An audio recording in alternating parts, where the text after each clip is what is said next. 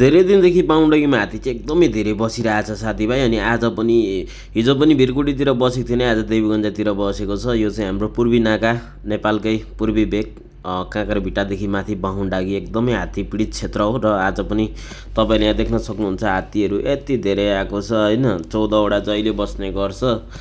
ल तपाईँहरूले राम्ररी हेर्नुहोस् त यहाँ हात्ती कति बसिरहेछ। यो त अलिक तपाईँको टाढाबाट भयो होइन, नजिकबाट हेर्ने हो भने तपाईहरू यहाँ देख्न सक्नुहुन्छ। अब राज्यले केही गर्न सकेको छैन, त्यही हो, अहिलेसम्म केही भएको छैन राज्यबाट, यस्तो छ।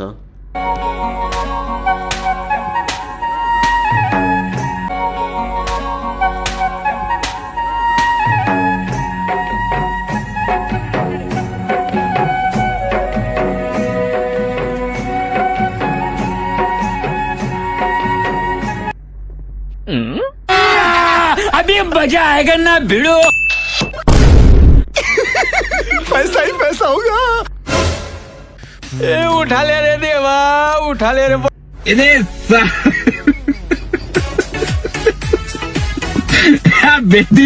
यसरी बसिरहेको अवस्था चाहिँ यहाँ स्थानीयले यो हात्तीलाई खेदाउने यसरी चाहिँ खेदाइरहनु भएको छ, तर टेरिरहेको अवस्था छैन। लाग्दैछ अहिले। लु अब के गर्ने हो, कसो गर्ने हो, यो अब सम्बन्धित निकायलाई नि खबर गर्ने बेला भयो। अब उठीबास हुने आँटिसक्यो।